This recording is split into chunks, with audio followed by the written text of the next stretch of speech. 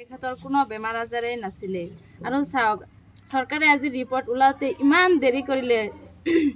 বহুত দেৰি কৰিলে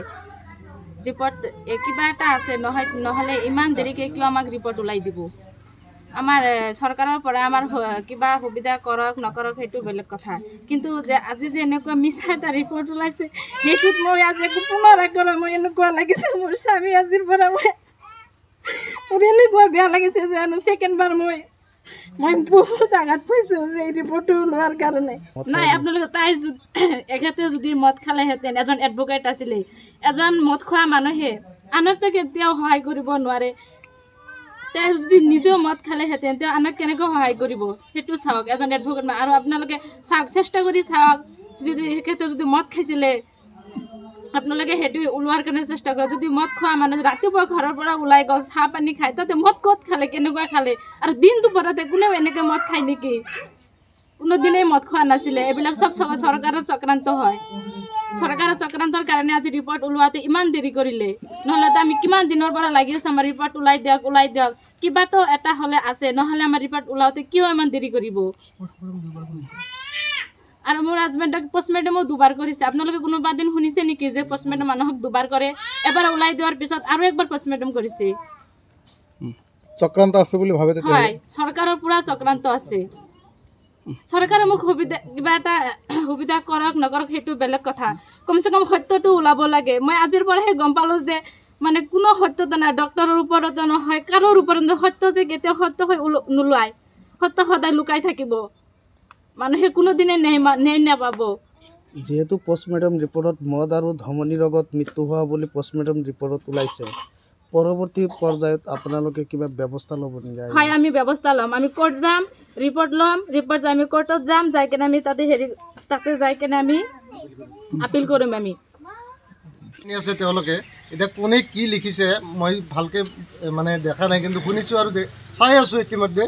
তেওঁলোকৰ বিৰুদ্ধে আমিও মাত মাতিম আৰু আপোনালোকৰ জৰিয়তে মাত মাতিব বিচাৰোঁ যে ইছলাম বিৰোধী এটা মানে মাদক দ্ৰব্য সেৱন আৰু এই মাদক দ্ৰব্য সেৱন মই আগতে কৈ গ'লোঁ যে তেখেতে এই মাদক দ্ৰব্য সেৱন সম্পৰ্কে আমাৰ এলেকাত এখন ডাঙৰ মিটিং হৈছিল আৰু সেই মিটিঙৰ উদ্যোক্তা এই মৃদুল ইছলামেই আছিল গতিকে তেওঁ কেনেকৈ এইবিলাক খাব আৰু এইটো আমাক উচিত তদন্ত এটা হ'ব লাগে আৰু মিছা কথা ক'বলৈ মই মানে অনুৰোধ জনাইছোঁ তেওঁলোকে যাতে এনেকুৱা মিছা কথা কৈ কোনো হাত সাৰি যাব নোৱাৰে চাওক প্ৰথমতে আপোনালোকক ধন্যবাদ জনাইছোঁ আমি ইতিমধ্যে শ্বহীদ মৃদুল ইছলামৰ যি মৃত্যুৰ কাৰণ আমি ইতিমধ্যে পালোঁ তো যিখিনি আমি পাইছোঁ এইটো বখাত মিছা কথা এইবিলাক বেমাৰ মৃদুল ইছলামৰ নাছিল আপোনাৰ যিবিলাক মানে কৈ আছে এইবিলাক সম্পূৰ্ণ এটা চক্ৰান্ত হয় ৰাজ্য চৰকাৰ ইভেন কি আপোনাৰ আৰক্ষী বিষয়াসকল সম্পূৰ্ণভাৱে ইয়াৰ লগত জড়িত আছে এইবিলাক বস্তুটো ডাইভাৰ্ট কৰাৰ কাৰণে মূল যিটো মানে মৃদুল ইছলামৰ যিটো মৃত্যুৰ ৰহস্য সেইটো ডাইভাৰ্ট কৰাৰ কাৰণে এইবিলাক মানে কুচক্ৰান্ত ৰচি আছে আমি পালোঁ পুলিচ বিষয়া এজনে মানে ইতিমধ্যে এই বিষয়ে কিবা ক'লে যে মৃদুল ইছলাম সেই সময়ত নাছিল বুলি কৈ আছে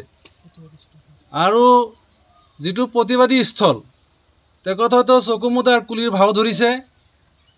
যিটো প্ৰতিবাদী স্থল সেই সময়ত মানে গোটেই অসমবাসী চাই আছিল যে মৃদুল ইছলাম তেতিয়া আছিল নে নাছিল আৰু এখেত যে আজি কৈ আছে আজি আমাৰ আফচোচ যে তেখেত মানে নাছিল বুলি কৈ আছে গতিকে ইয়াতকৈ দুখৰ বিষয়ে আজি কি হ'ব পাৰে এইটো অসমত এতিয়া স্বৈৰাচাৰী শাসন আৰম্ভ হৈছে সম্পূৰ্ণৰূপে স্বৈৰাচাৰী শাসন মানে চলাই আছে অসম চৰকাৰে মূল যিবিলাক বিষয় মূল বস্তুবিলাক পোহৰলৈ যাতে আহিব নোৱাৰে সেইকাৰণে বাধা আৰোপ কৰি আছে মানে পুলিচ বিষয়াৰ দ্বাৰা গতিকে আমি ইয়াৰ উচিত তদন্ত আমি বিচাৰি আমি আগবাঢ়ি যাম আমি লাগিলে আমি ঊৰ্ধ্বতম মহললৈকে যাই থাকিম কিন্তু আচল ৰহস্যটো আমি ওলাব লাগিব